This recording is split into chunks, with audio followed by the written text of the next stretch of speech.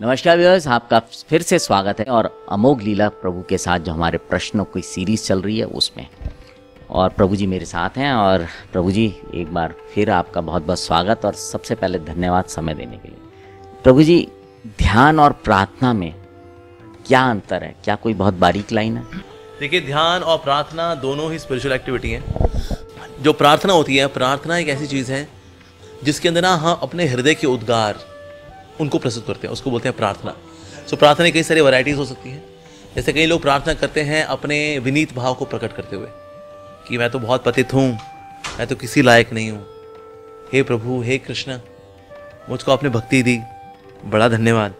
तो इस प्रकार से अपने विनीत भाव को प्रकट करना कि मैं तो बहुत पतित व्यक्ति हूँ। तो ऐसी प्रार्थना भी होती है। प्रार्थना एक और वर्जन भी होता है प्रार्थना जिसमें कि ना भगवान की महिमा होती है। जैसे मधुराष्टकम है, अधरम मधुरम वदनम मधुरम, भगवान का अधर ही मधुर है, वदन मधुर है, भगवान का रूप मधुर है। इस प्रकार से भगवान का गुणगान करने वाली प्रार्थनाएं भी होती हैं। भक्तों के गुणगान वाली प्रार्थनाएं भी होती हैं। ओ हे वैष्णव ठाकुर दयार सागर, ए दासे कोरुणा कोरी, हे वैष्णव ठाकुर मेरे पे कृपा करें। तो वैष्णव यानी कि भक्तों के प्रति हम जब याचना करते हैं, दैट इज ऑल्सो देयर। साथ ही सिद्धि की लालसा, कहते हैं हे प्रभु, कब वो समय आएगा जब मेरा ना प्रेम होगा आपसे, आपको छोड़ करके मेरा सबसे प्रेम है, मैं ऐसा गधा आदमी हूँ, आपको छोड़ कर मैं तो गोबर से ही प्रेम कर लूँ मैं, लेकिन नहीं, आप में प्रेम नहीं है मेरा। तो कब वो दिन आएगा जब मेरा आपसे प्रेम होगा? तो ऐसी प्रार्थना भी होती है, उसको बोलते हैं सिद्धि लालसा। ये भी एक तरह की प्रार्थना होती है। साथ ही ऐसी प्रार्थनाएं भी होती हैं जिसमें कि हम अपनी हेल्पलेसनेस को एक्सप्रेस करते हैं, अपनी पोल पट्टी खोलते हैं भगवान के आगे कि भगवान मैं बहुत कामुक हूँ, मतलब जितना मेरा स्त्री से आकर्षण है उतना मेरा आकर्षण आपसे क्यों नहीं आता। विषय जे प्रीति बे आछाए अमार, से मात प्रीति हौका चरणे तुम्हार। जितना ये लड़कियों देख के होते हैं, अरे भाई के आइटम भाई स्पॉन्टेनियस है, कोई शिक्षा नहीं देनी पड़ती, चलो लड़की आ गई है, आओ इसको लाइन मारते हैं, बोलना पड़ता है नहीं, स्पॉन्टेनियस। कहते भगवान ऐसा स्पॉन्टेनियस अट्रैक्शन आपसे कब होगा मेरा? तो अपनी पोल पट्टी खोलना भगवान के आगे, ये भी एक तरह की प्रार्थना होती है। तो प्रार्थना की सारी वैरायटीज हैं, जिसमें कि आत्मबोधि का, विनम्रता, अपने आप को एक्सप्रेस करना, भगवान का गुणगान करना, ये सब वैरायटी है प्रार्थनाओं की। और प्रार्थना एक ऐसी चीज है कि ना you are bound to be attentive. प्रार्थना ना आप इनअटेंटिवली नहीं कर सकते, ऐसे भगवान मेरे पे कृपा कर दो, नहीं कर सकते आप ऐसा। प्रार्थना आप अटेंटिव ही होते हो। जो ध्यान है इज मोर डिमांडिंग। ध्यान आपका टूटता भी है। ध्यान लगा रहे हैं, ध्यान कहीं और चला गया, प्रभु लगा रहा था, लगाते लगाते वो लाइफ की कोई प्रॉब्लम में चला गया, किसी ने कुछ कटु वचन बोले थे वो याद आ गए, किसी ने बड़ी तारीफें की थी वो घूम रही है मन के अंदर, चक दे फट्टे कमाल कर देता हो, कमाल कर देता हो, दिमाग में घूम रहा, कमाल कर देता, कमाल कर, चक दे फट्टे, चक दे। अरे ध्यान लगाना था भाई, ये कहाँ है? ओहो, ध्यान लगाते हैं।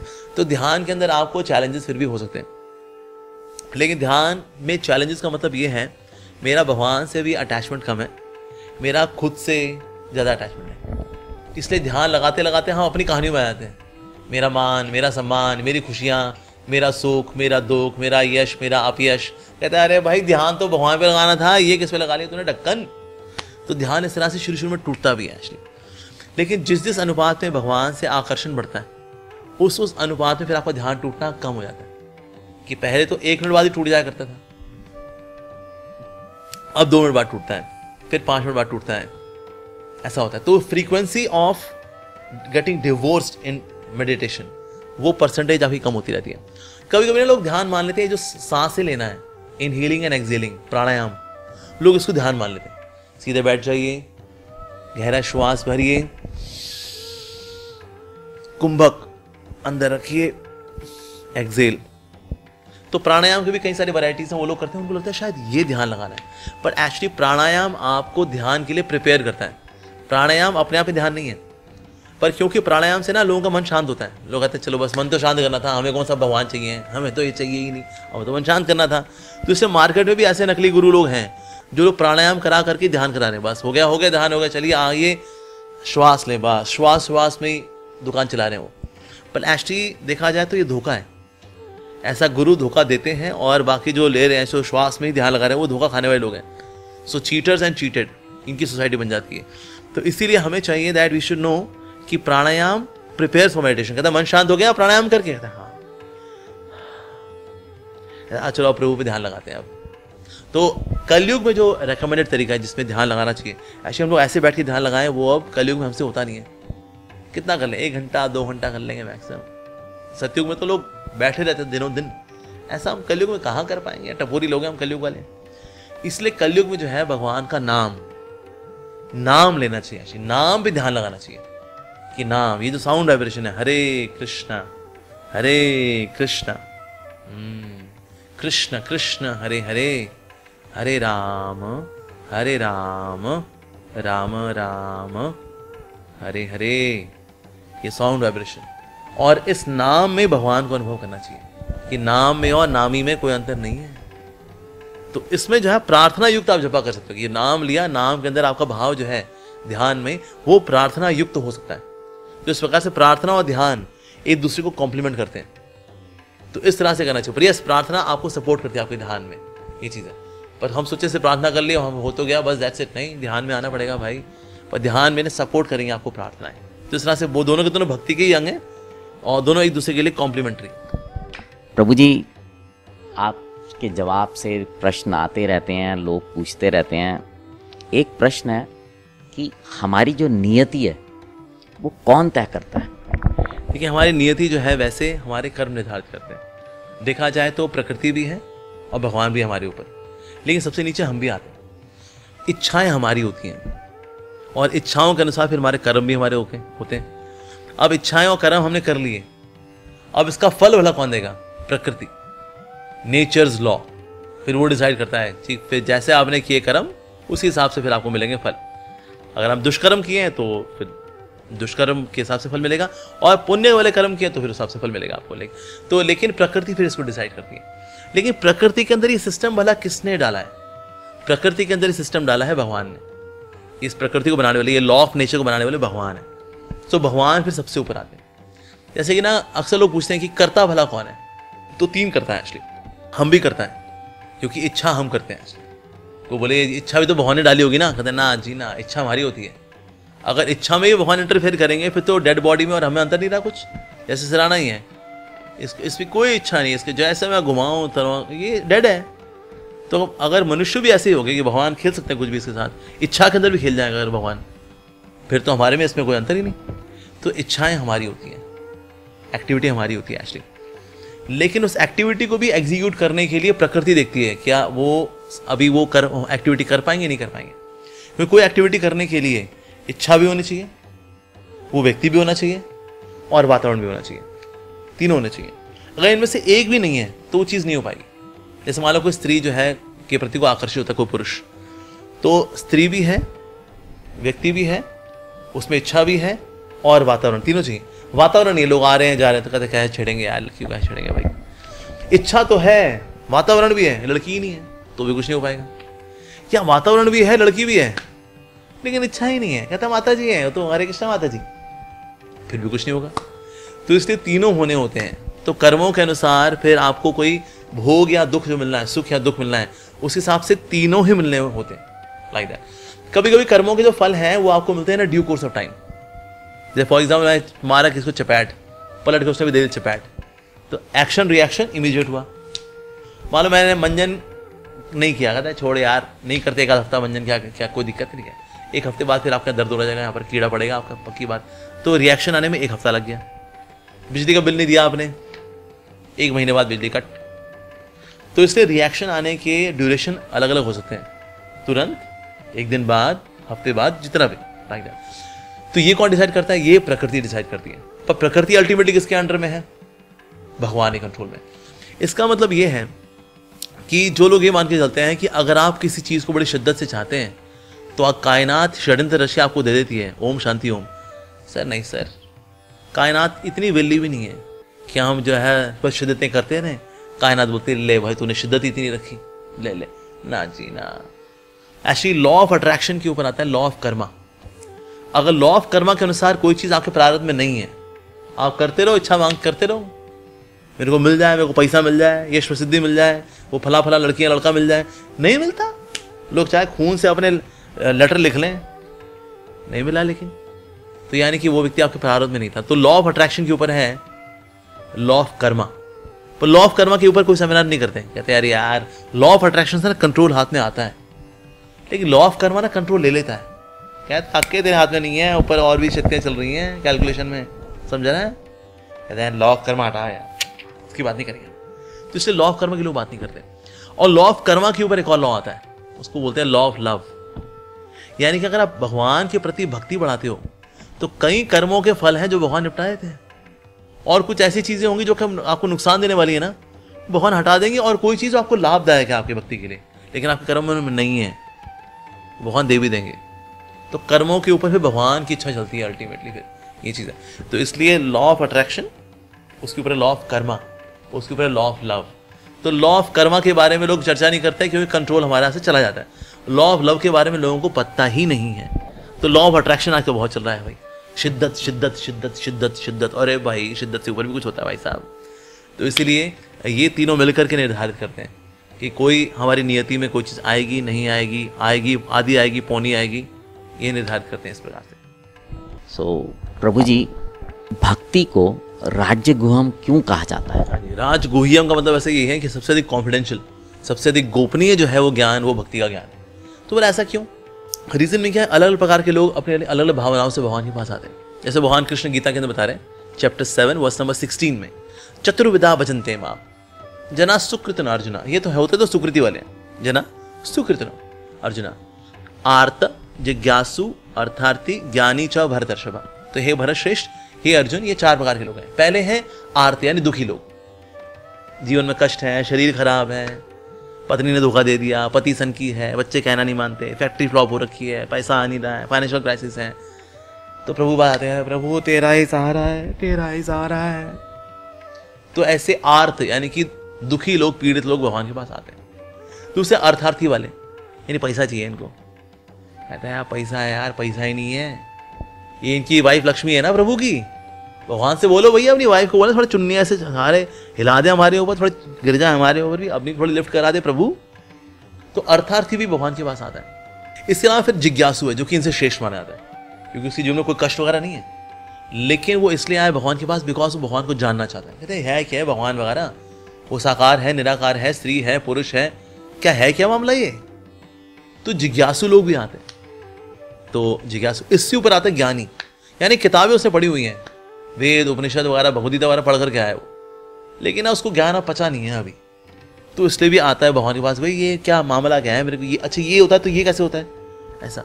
तो ज्ञानी यानी इसको थ्योरेटिकल अंडरस्टैंडिंग है शास्त्र पढ़ करके, लेकिन रियलाइजेशन अभी नहीं है उसके पास। तो ये सबसे बेस्ट माना जाता है। भगवान कृष्ण गीता में कहते हैं अमंग देम, ये 4 में जो ज्ञानी है वो सर्वश्रेष्ठ है ऐसा। लेकिन इनमें देखा जाए ज्यादातर लोग जो है वो मैं वाले हैं, और इनमें जो नीचे वाले हैं यानी कि आर्त वाले और अर्थार्थी वाले, ये तो सबसे मैक्सिमम वाले। ज्यादातर लोग दुखी होकर भगवान के पास आते हैं कि अब तो तेरा ही सहारा, हारों का सहारा बाबा खाटू शाह हमारा। ज्यादातर लोग इसलिए आते हैं। और इवन देवी देवताओं में तो खैर वो भतेरे वही हैं। जैसे अब मालूम होगी माता रानी की जितने हैं, अगर आप भजन देखें ज्यादातर वही है, मुरादें पूरी कर दे माँ हलवा बांटूंगी। तो हलवा बांटूंगी, पूरी नहीं बांटूंगी, साथ में सिर्फ हलवा ही बांटूंगी, अगर माँ मुरादें पूरी हुई तो ऐसे लोग तो भतेरे, प्रमोशन हो जाए, हमारे लड़का नहीं हो रहा, 3 लड़कियां हो गई प्रभु, इसी में अटके हुए हैं। कई लोग जाते हैं वैष्णो देवी अगर जाते हैं, कौन जाता है, माता रानी हमें आपकी सेवा में लगाइए, कोई नहीं, या हमें कृष्ण की सेवा में लगाइए, कोई नहीं, सब मुरादे के लिए जाते। कहते हैं बस जीवन हमारा खुशहाल रहे प्रभु, सुख संपत्ति घर आए, कष्ट मिटे तन का, ओम जय जगदीश हरे, दैट्स इट। दीपावली के दिन देखो आप, वैसे तो राम जी आए थे, सीता मैया और राम जी आए हैं अयोध्या वापस। कितने लोग हैं सीताराम जी की पूजा करते हैं दीपावली के दिन? कोई नहीं करता, ऑलमोस्ट नील। या तो लक्ष्मी होंगी या गणेश होंगे, लक्ष्मी गणेश। लक्ष्मी गणेश क्यों? गणेश जी की तो वाइफ है रिद्धि सिद्धि, वो कहाँ है इसमें? कहते हैं उनको नहीं बुलाया। अच्छा लक्ष्मी जी उनके हस्बैंड नारायण, उनको भी नहीं बुलाया हम। कहते हैं क्योंकि हमें तो अपना काम देखना है भाई। गुल्लक चाहिए, कैसा है गणपति बप्पा मोरिया, रोकड़ा चाहिए, रोकड़ा चाहिए ना, लक्ष्मी। तो इवन हम उनके हस्बैंड और उनकी वाइफ को भी नहीं बुलाते हम लोग। गणेश जी आए, उनकी रिद्धि सिद्धि उनकी वाइफ नहीं आती, नहीं उनके रखते नहीं उनके डीडीज के, देखा आपने दीपावली में ना। और सीताराम जो आए हैं तो लो जी, जिनके अयोध्या आने पे दीपावली मनाई जा रही है वो ही नहीं होते घरों में। भाई हिंदू मतलब इतना भाई कमाल के लोग हैं ये, अद्भुत, क्योंकि इनको अपनी इच्छाएं प्यारी हैं, इनको भगवान से कोई लेना देना नहीं है। तो इसलिए भक्ति जो है इससे कोसों दूर है। लगा भक्ति भक्ति क्या होती है भाई, रोकड़ा गुड लक, बस दैट्स इट। कुछ इनके अलावा कुछ ऐसे विरले होते हैं जो ना मान लो भोग से अब त्रस्त हो ले, कहता है अरे भोग से नहीं यार, मुक्ति चाहिए, मोक्ष चाहिए, बस वो निराकार है ना उसमें घुसने का है मेरे को। तो इसलिए कुछ ने हैं वो निराकार के अंदर विलीन होना चाहते हैं, सेवा उनको भी नहीं करनी। कहता संसार के भोगों में तो मजा हुआ नहीं यार, मुक्ति करके होगा मजा फिर। तो बेसिकली ये निराकार के अंदर एक होना चाहते हैं, हालांकि एक हो नहीं सकते, क्योंकि आत्मा की क्वालिटी क्या है, वो इनसॉल्युबल है, अव्ययम। भगवान गीता में बता रहे हैं कि आत्मा घुलनशील नहीं है। तो निराकार के अंदर भी वो विलीन नहीं होने वाली, रह सकती है निराकार के अंदर। निराकार जो प्रकाश है भगवान के शरीर से निकलने वाला, उस प्रकाश में रह सकती है कुछ समय के लिए वो, लेकिन एक नहीं हो सकती, वो असंभव, क्योंकि वो तत्व अलग है जो निराकार ज्योति है, और आत्मा एक अलग तत्व है। ये तत्व दूसरे तत्व में विलीन नहीं होता। ये तो भगवान ने गीता के अंदर बता दिया कि इट इज इम्यूटेबल, यानी म्यूटेशन नहीं होती। आत्मा पहले ये तत्व की थी फिर वो तत्व की हो गई, ऐसा नहीं होता ये दूध है वो दही हो गया ना, ये तत्व एक ही रहता है। तो इसीलिए मर्ज तो होने से, लेकिन फिर कुछ ऐसे होते हैं जो कर्मकांड वाले हैं, उनको चाहिए भोग। जब भोग से लग गए रोग, कहते अब हमें चाहिए क्या, हमें चाहिए मोक्ष। अब आएंगे ज्ञान योग में। तो कर्मकांड ज्ञान कांड में ही ये लोग निपट जाते हैं ज्यादातर। कोई विरला कोई होता है कहता है अरे प्रभु ना चाहिए मुझे भुक्ति, ना चाहिए मुक्ति, मुझे चाहिए आपकी सेवा। भगवान की सेवा करने वाले विरले होते हैं। इसलिए जो भगवान का भक्ति का ज्ञान है ये दुर्लभ है, क्योंकि इसको पचाने का दम नहीं होता सबके अंदर। कहता है वो भक्ति करो, भक्ति का पर्पस भी ये है इच्छाएं पूरी हों, हमारा शरीर अच्छा रहे, परिवार अच्छा रहे, बिजनेस फूले, इसके लिए होता है। पर इसमें मैं ही है। इवन मुक्ति की इच्छा के अंदर भी मैं मेरी मुक्ति हो जाए, जन्म मृत्यु चक्कर से निकल जाऊं, कोई कर्म बंधन नहीं है मेरा, अब मैं खुश रहूंगा ब्रह्म के अंदर। ये भी स्वार्थ। इसलिए कोई निस्वार्थ भाव से, 100% निस्वार्थ भाव से कोई भगवान के पास आए भक्ति करे, विरला कोई ऐसा होता है। इसलिए भगवान कृष्ण गीता में बोल रहे हैं वासुदेव सर्वमिति स महात्मा सुदुर्लभ, कि वासुदेव ही मेरे सब कुछ है। Krishna you are my everything. स महात्मा सुलभ नहीं, दुर्लभ भी नहीं, सुदुर्लभ, मतलब वेरी रेयर। विरला ही कोई मानता है कि कृष्णा आप मेरे सब कुछ हैं, ये सब बाकी तो संसार ही है, टपोरी गिरी और कुछ नहीं, आप मेरे सब। ऐसा साधु महात्मा इज दुर्लभ, ना सुदुर्लभ। तो बड़ा विरला ऐसा व्यक्ति होता है। इसलिए भक्ति का ज्ञान जो है वो कॉन्फिडेंशियल है। ऑल दो शास्त्रों में खुले तौर पे भक्ति बताई गई है, खुले तौर पे, लेकिन वो भक्ति को सही से पहचान नहीं पाता। मैं कोई व्यक्ति मतलब लगाता है जी आप कैसे कह सकते हो मुक्ति से भक्ति जो है वो श्रेष्ठ है, मुक्त अल्टीमेटली भक्ति करके मुक्ति मिलती है। मैंने कहा काके खोल भगवत गीता, खोल चैप्टर 18 वर्स 54, खोला उसने, अब उसके अंदर साफ साफ लिखा हुआ है ब्रह्मभूत प्रसन्न आत्मा न शोचती न कांक्षती। भाई ब्रह्मभूत हो चुका है, प्रसन्न आत्मा है वो, यानी मुक्त हो चुका है वो। अब समा सर्वेषु भूतेषु मद भक्तिम लभते पराम, यानी मुक्त होने के बाद अब उसको कौन सी मिलती है, पराभक्ति। मद भक्तिम लभते पराम यानी शुद्ध भक्ति, प्रेम भक्ति। यानी मुक्ति के बाद करना क्या है, भक्ति। तो पहले भी क्या है, भक्ति, बीच में मुक्ति भी होगी, मुक्ति के बाद फिर क्या है, भक्ति। तो भक्ति ही सब कुछ है काके, थोड़ा गीता पढ़ लो काके, किताब खोल मेरे बच्चे। तो इसलिए इस बात, ऑल दो गीता पढ़ने वाले कई लोग घूम रहे हैं मार्केट में, लेकिन ये श्लोक का वो सही से समझ ही नहीं पाते कहते हैं। तो इसलिए भक्ति का वर्णन हालांकि कॉमन है शास्त्रों के अंदर, लेकिन उसको समझ पाने के लिए एक भक्त की कृपा चाहिए, तब इस बात को समझ पाते। इसीलिए जो है भक्ति जो है वो दुर्लभ है। इसको निस्वार्थ के लेवल पे आना वो बड़ा रेयर होता है, और फिर बिना भक्ति कृपा के आप उसको समझ नहीं सकते। इसलिए जो भक्ति है वो रेयर मानी जाती है। साथ ही कृष्ण भी इसको लेकर थोड़े रिलक्टेंट रहते हैं, कहते हैं भक्ति सबको नहीं देनी मैंने, बिकॉज भक्ति कैन बाइंड मी। भक्ति मेरे को बांधती है, भक्ति मेरे को बांध देता है, मैंने सबको दे दिया, लो बांध लो, ऐसे थोड़ी होता है। सब मेरे को बांध देंगे ना, सबको नहीं दूंगा मैं। इवन मुक्ति दे देते हैं, कहते मुक्ति चाहिए, ले लो जन्म मृत्यु के चक्कर से निकलना है ना, ये लो निकल जाओ जन्म मृत्यु के चक्कर से। कहता नहीं भगवान नहीं चाहिए मेरे को, आप चाहिए। ऐसा बंदा कोई विरला होता है। इसीलिए प्रभु जी आप एक एपिसोड में हम बात कर रहे थे तो आपने बोला था रियलाइजेशन ऑफ गॉड। तो मैं आज एक प्रश्न आया है मेरे पास कि क्या भगवान की उपस्थिति को महसूस किया जा सकता है, समझा जा सकता है? बिल्कुल किया जा सकता है। भले को बोले लेकिन हमने भगवान को देखा तो है नहीं। कोई कहीं दिखे तो सही, कोई यूट्यूब चैनल है भगवान का, कोई फेसबुक है पेज भगवान का, सब्सक्राइब करें, कहाँ करें, है भगवान दिखे? कोई ऐसे बातचीत हुई है? नहीं हुई ना, तो कैसे जाने वाला भगवान है कि नहीं है? So we can see the unseen by seeing the scene.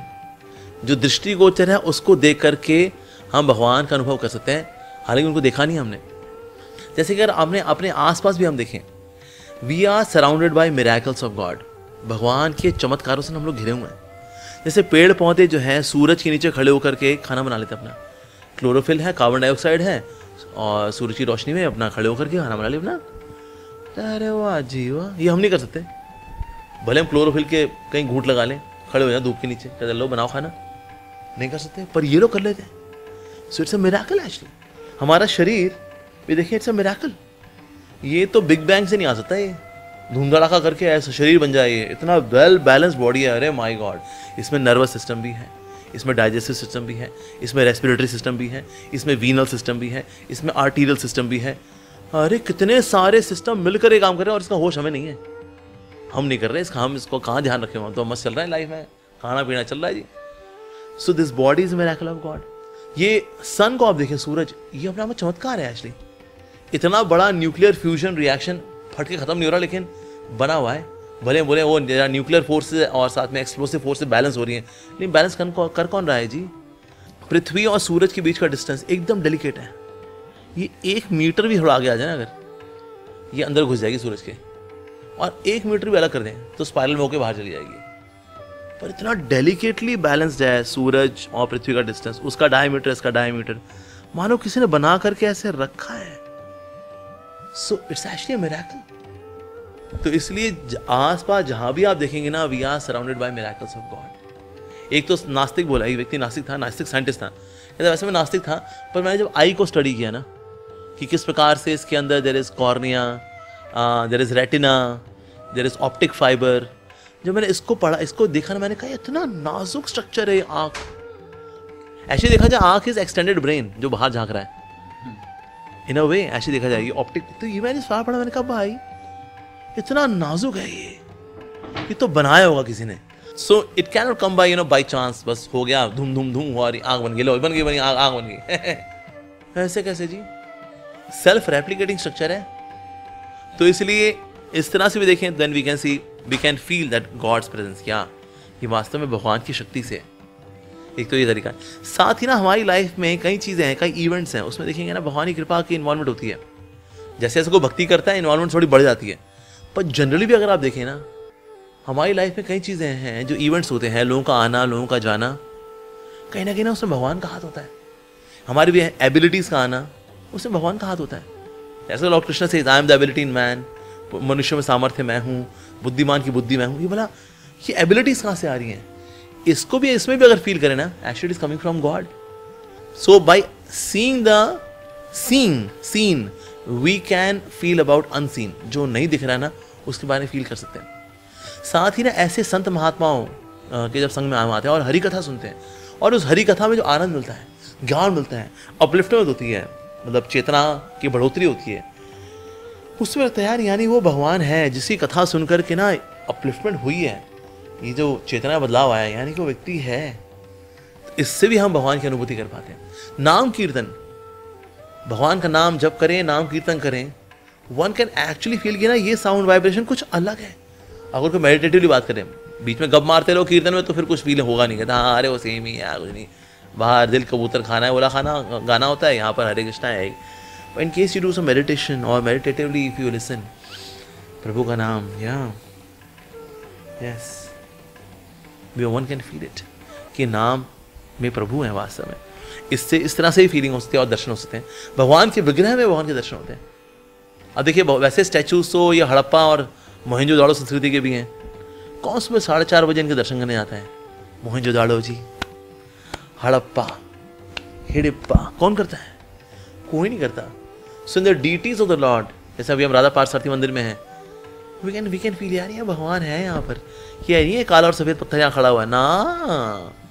So deities में भी भगवान की उपस्थिति फील कर सकते हैं हम लोग। और बाकी फिर हमने अगर भक्ति की, शुद्ध भक्ति की, आपने जीवन दिया आपने, तो जैसे हम ऐसे फेस टू फेस हैं, ऐसे भगवान के साथ भी फेस टू फेस साक्षात्कार हो सकता है। So these are different various levels भगवान की उपस्थिति को फील करने के। प्रभु जी, एक आदमी जानते हैं कि मरना है, लेकिन फिर भी उनको ना मृत्यु का भय हमेशा रहता है, सभी को रहता है, मेरे ख्याल से ज़्यादातर लोगों को रहता होगा। तो इस मृत्यु के डर से कोई उपाय है, बचा जा सकता है? ठीक है, होता है कि मृत्यु का डर इसलिए होता है बिकॉज ना व्यक्ति अपने आप को शरीर मानता है, कहते हैं कि मैं यही तो हूँ, फिर मर जाऊंगा ना, फिर ये तो ना कहीं का नहीं रहेगा, फिर सब खत्म हो जाएगा, एक्चुअली फिर सब खत्म हो जाएगा, ये रिश्तेदार से, ये रिश्ते नाते, धन ऐश्वर्य, ये सब ना खत्म हो जाएगा, ये सोच के व्यक्ति डरता रहता है एक्चुअली। लेकिन अगर कोई भगवद्गीता से ज्ञान प्राप्त करे तो उसको पता लगेगा कि एक्चुअली मैं शरीर नहीं हूँ, मैं तो शरीर को ओढ़े हुआ हूँ, मैं तो आत्मा हूँ एक्चुअली, मैं शरीर के अंदर रहता हूँ और मैं कभी नहीं मरता। मेरे को ना बुढ़ापा आता है, ना बीमारी आती है, ओके, ना मेरा जन्म होता है, ना मेरी मृत्यु होती है। ये बात आप सोच के देखिए सिर्फ कि मैं अजन्मा हूँ, अविनाशी हूँ, वाटर प्रूफ हूँ, बॉम्ब प्रूफ हूँ, फायर प्रूफ हूँ, मेरी मृत्यु नहीं होती। सिर्फ ऐसा सोचेंगे ना अगर आप, आपको शक्ति मिलती है। ये शरीर को मान के चलें, अच्छा मैं शरीर हूँ, तो मैं क्या चल के चलूँगा, मैं शरीर हूँ, मेरा जन्म भी होता है, मेरा मरना भी होता है, मैं घिस भी सकता हूँ, मेरा खून निकल जाएगा ना, फिर मेरा खून निकल जाएगा, मैं बीमार पड़ सकता हूँ, मैं बूढ़ा भी होऊंगा एक दिन ना, फिर मैं मर जाऊंगा। ये सोचना अपने आप में शक्ति को कम कर देता है। तो हम भला अपने आप को क्या मानते हैं, दैट्स वेरी इंपॉर्टेंट। तो इस बात को समझना that I am not the body, I am soul, मैं आत्मा हूं और शरीर के अंदर रहता हूं। शरीर बदलेगा, दैट्स ओके। अभी जैसे रात का टाइम आएगा, आप वाले कपड़े चेंज कर लोगे, अरे भाई चलो भाई रात के कपड़े कहाँ हैं, निकालो जी, हमारा कुर्ता पजामा कहाँ है, आपने ये कपड़े उतारे, वो वाले कपड़े पहन लिया आपने। अब इस बात को लेकर आप डरोगे नहीं, ये पैंट शर्ट अगर ये, अरे भाई पैंट शर्ट तो कपड़े हैं, मैं पैंट शर्ट थोड़ी ना हूँ। उस तरह से ये प्रोटीन का कपड़ा है, दैट्स इट। ये वाला कपड़ा हम रात दिन में बदल लेते हैं, ये जो है एक जन्म बाद बदलते हैं। हालांकि देखा जाए वैसे तो हम इसको हर रोज बदल रहे हैं, हर रोज कुछ थोड़े सेल जो है झड़ जाते हैं, उस जगह नए सेल आ जाते हैं, तो शरीर तो हमेशा बदल रहा है। जब बर्थडे भी होता है किसी का और बोलते हैं कि happy birthday to you, happy birthday to you, आप एक और साल मर गए, हैप्पी बर्थडे टू। अब ये बाय सेकंड लाइन हम बोलते नहीं, पर ऐसे देखा जाए शरीर तो हमने चेंज कर लिया। तो इसलिए शरीर जो है कॉन्स्टेंटली चेंज हो रहा है, बल्कि साइंस के अनुसार तो हर 7 साल में हमारी बॉडी के सारे सेल्स रिप्लेस हो जाते हैं बाय न्यू सेल। तो शरीर तो बदल रहा है ऑलरेडी, और अल्टीमेटली जब मृत्यु आती है, मृत्यु में फिर शरीर पूरा छोड़ देते हैं, फिर हौले होला नहीं जी, अब खत्म, बस हो गया, file folder close, that's it. तो इसको इस तरह से अगर स्वीकार करेंगे, ये साक्षात्कार लेकर के आएंगे तो फिर बात बनेगी। अभी लेकिन साक्षात्कार भला कैसे आए, क्योंकि कोई कह सकता है ये तो जी थ्योरेटिकल बात हो गई, बात तो थ्योरेटिकली समझ में आ गई, लेकिन जब मृत्यु आ गई तो होगा। हाँ वो बिल्कुल होता है, लेकिन वो बिना भक्ति के वो साक्षात्कार नहीं आता। और वो भी तब आएगा वो साक्षात्कार जब हम ये जानेंगे कि मेरा स्पिरिचुअल कनेक्शन, यानी मेरे आत्मा का कनेक्शन भगवान के साथ, हाँ जब ये लेके चलूंगा ना मैं, तो फिर वो सोल रियलाइजेशन भी आता है। सो गॉड रियलाइजेशन, सोल रियलाइजेशन दोनों साथ साथ चलते हैं। सो गॉड रियलाइजेशन की रोशनी में सोल रियलाइजेशन होता है, या सेल्फ रियलाइजेशन होता है। या सूरज निकल के आता है तो सूरज की रोशनी में सूरज भी नजर आता है, खुद को भी हम देख लेते हैं, आसपास की चीजों को भी देख लेते हैं। उसी प्रकार से गॉड रियलाइजेशन में ही सेल्फ रियलाइजेशन होगा, बिना गॉड के सेल्फ रियलाइजेशन भी नहीं होने वाला।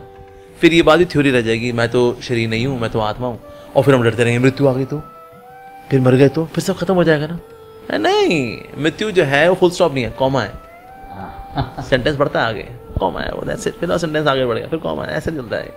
So soul is actually immortal, उसको मृत्यु को भी नहीं आती। तो ये बात आप जितना स्वीकार कर पाएंगे, जितना इसका रियलाइजेशन आएगा, उतना व्यक्ति मृत्यु को लेकर निर्भय हो जाएगा। प्रभु जी, एक सवाल था जो मेरे को भी थोड़ा सा कंफ्यूज सा हो गया, मैं अभी जब वो देखा मैंने, तो कि संत और साधु में क्या अंतर होता है? देखिए वैसे तो ये पर्यायवाची के तौर पे इस्तेमाल हो सकते हैं, कोई बंदा संत है यार, अरे साधु है यार, तो ये पर्यायवाची शब्द जैसे ही हैं दोनों के दोनों। और देखा जाए दोनों बहुत ही क्लोज भी हैं। हम ये लेके चलेंगे ना, actually Sant is like universal set, यानी कि उस सेट के अंदर कई तरह के लोग हो सकते हैं। जैसे मान लो किसी का कोई अच्छा काम करता है अगर कोई व्यक्ति है, बोलेंगे संत आदमी है यार, ठीक है। कोई प्रभु का भक्त है, होंगे अरे एकदम संत आदमी भैया। बेसिकली उसके अंदर संत वाली क्वालिटीज हैं, वो तितिक्षुआ भी है, कारुणिका भी है, साधवा साधु भूषण। तो बेसिकली साधु वाले जो क्वालिटीज होती है ना, इन द सेंस सहनशील होना, करुणा दिखाना, और विनम्र होना, मान सम्मान की इच्छा ना रखना, सबको मान सम्मान देना, इस प्रकार की क्वालिटीज जिस व्यक्ति के अंदर होती हैं, तो हम कहेंगे भाई ये तो व्यक्ति संत आदमी है भाई।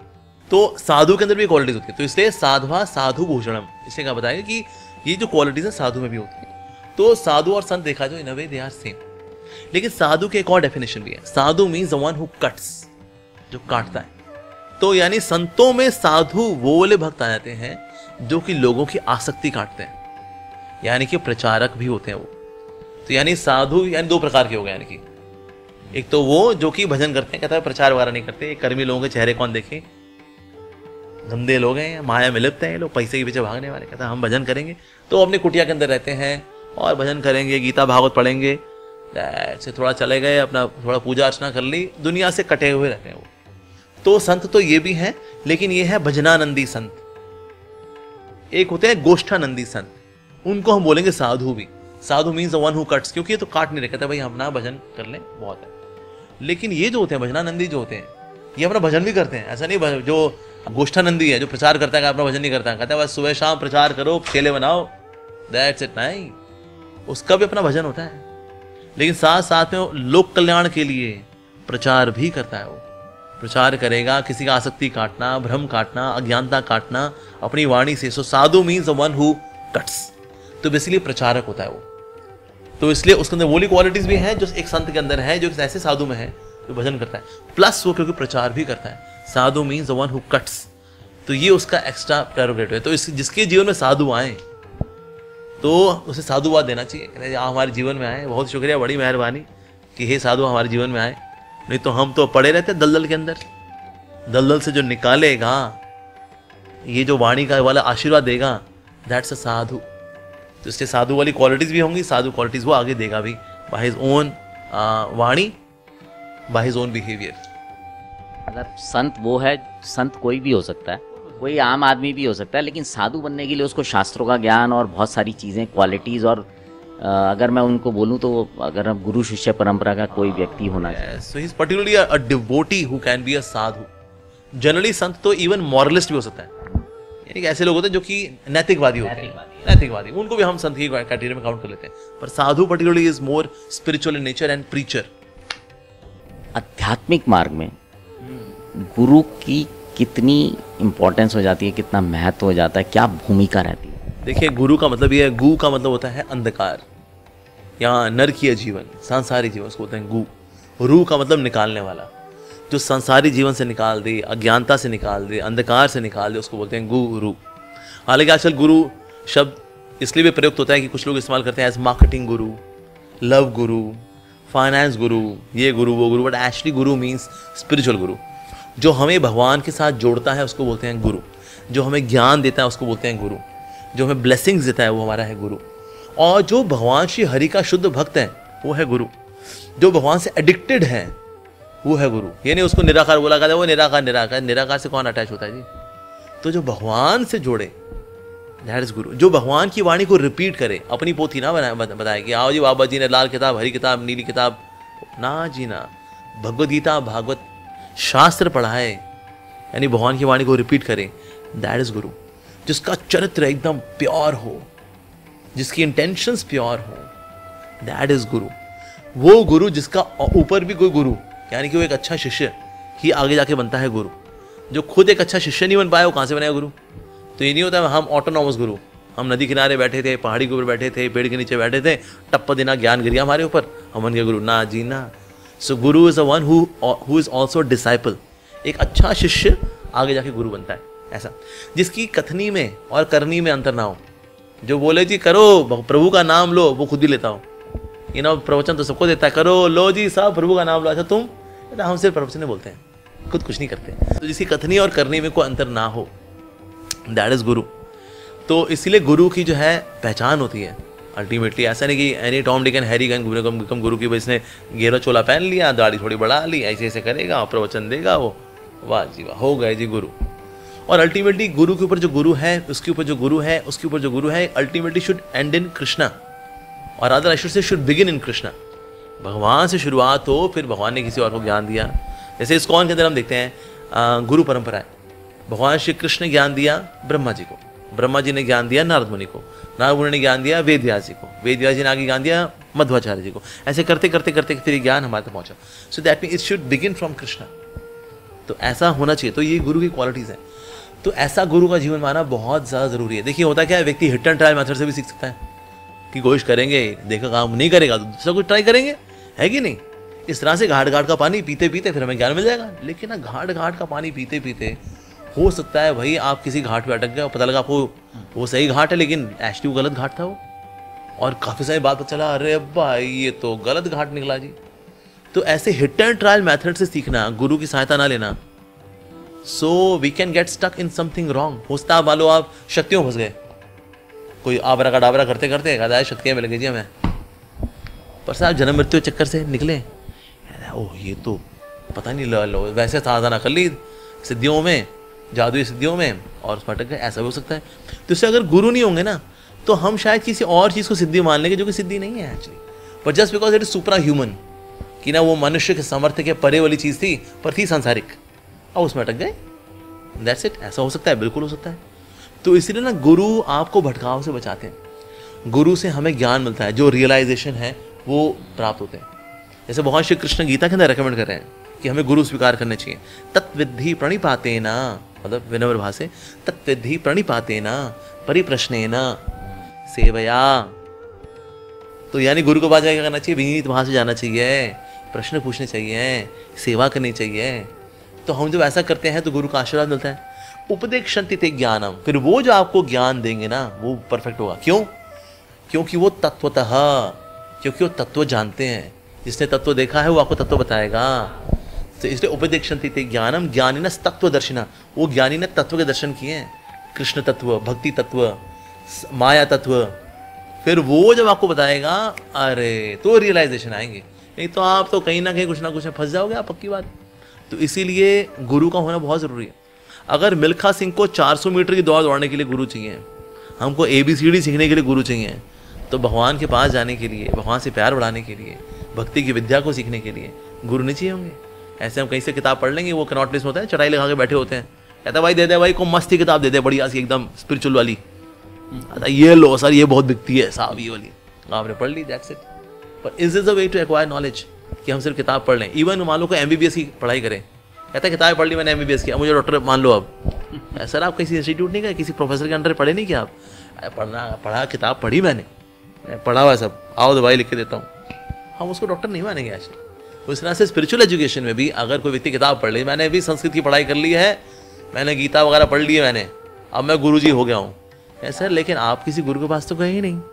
तो गुरु के पास जाएंगे तो फिर उपदेक्षन्ति ते ज्ञानम होगा, क्योंकि ज्ञानिनस् तत्वदर्शिनः, जो तत्व के दर्शन किए हैं वो ही आपको तत्व के दर्शन करा सकते हैं।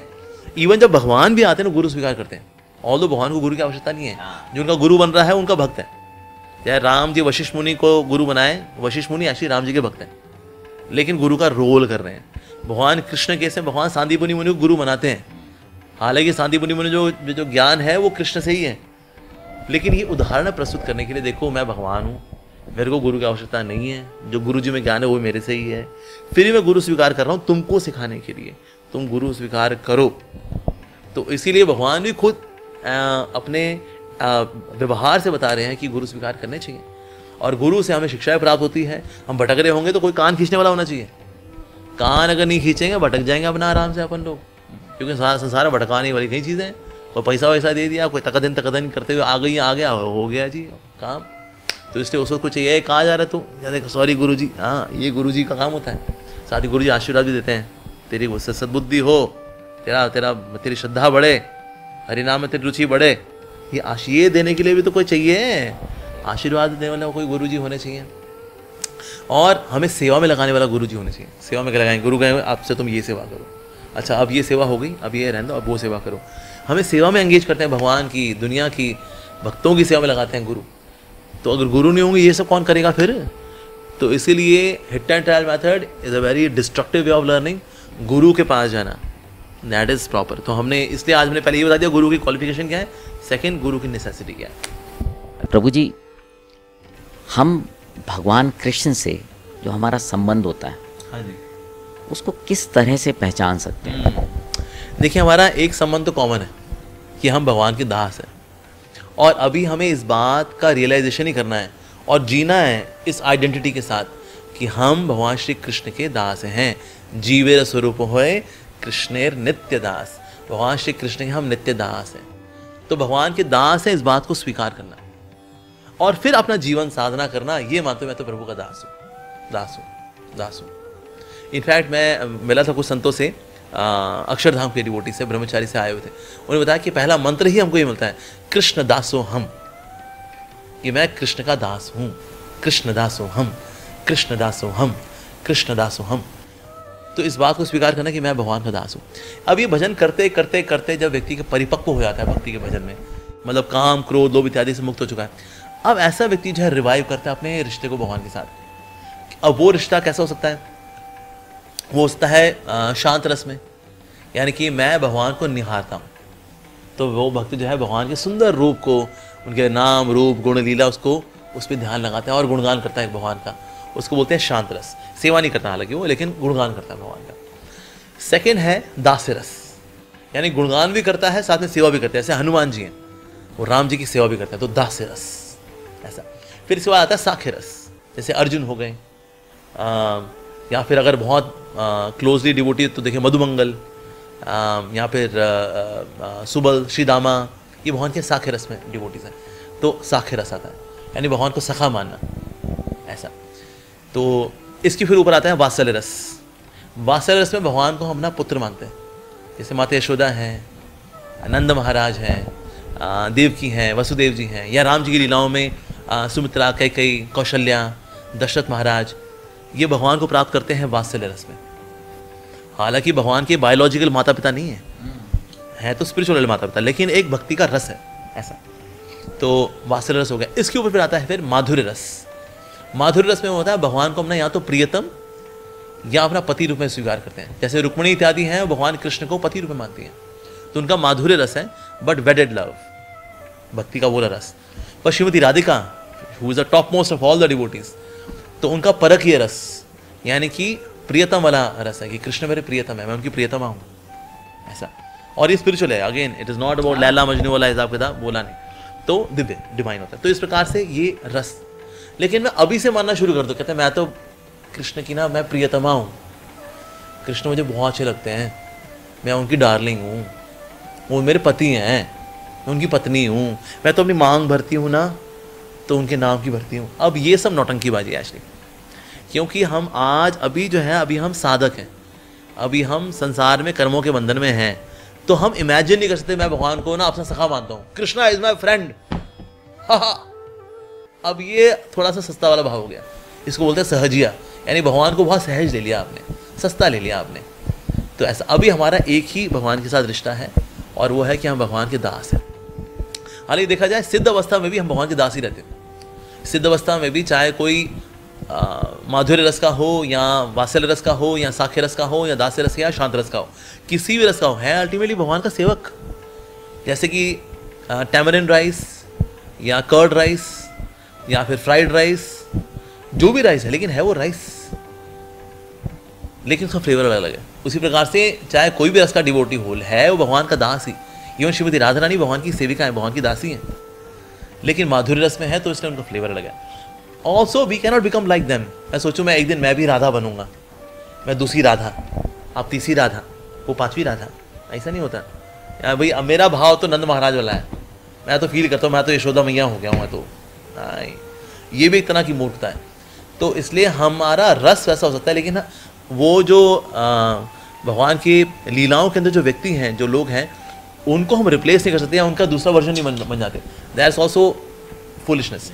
तो इसलिए वो भी अज्ञानता में आता है। तो इस प्रकार से हम वो किस रस में आएंगे, वो भजन कर करके 40-50 साल कम से कम देंगे, और गुड क्वालिटी भजन, ये चलने फिरने वाला काम चलो वाला नहीं, गुड क्वालिटी भजन कोई दे करें, तो फिर उसका वो रिश्ता बनता है भगवान के साथ। लेकिन अभी साधक अवस्था में एक ही रस है हमारा, और वो है कि हम भगवान श्री कृष्ण के नित्य दास हैं। बहुत बहुत धन्यवाद प्रभु जी आपका।